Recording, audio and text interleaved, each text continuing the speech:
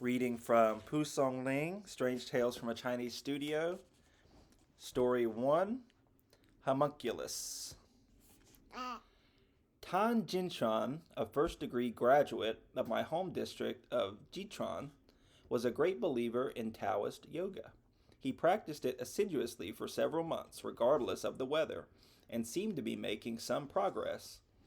One day he was sitting cross legged in meditation when he heard a tiny voice inside his ear, buzzing like a fly and saying, "I think I'm taking shape." He opened his eyes but could see nothing, and the voice was no more to be heard. He closed his eyes, regulated his breathing once again, and the voice returned.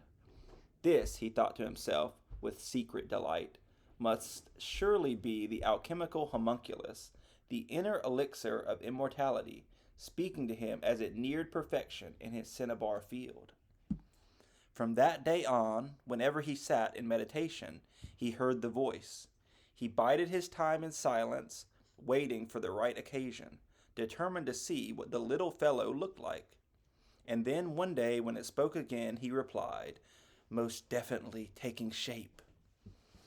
Whereupon there came the strangest tingling in his ear, as if something was indeed making its way out.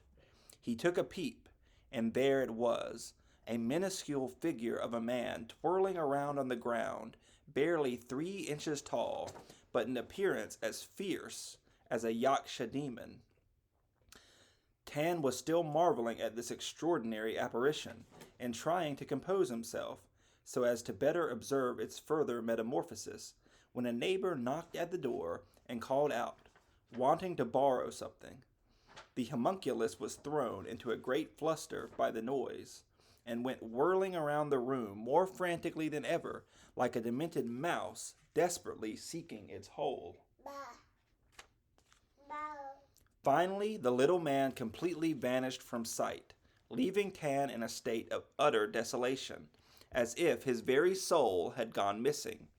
He was taken with a violent fit and began howling hysterically. Nothing could induce him to be quiet. Physicians prescribed certain medicines, and eventually, after 6 months, he made a recovery.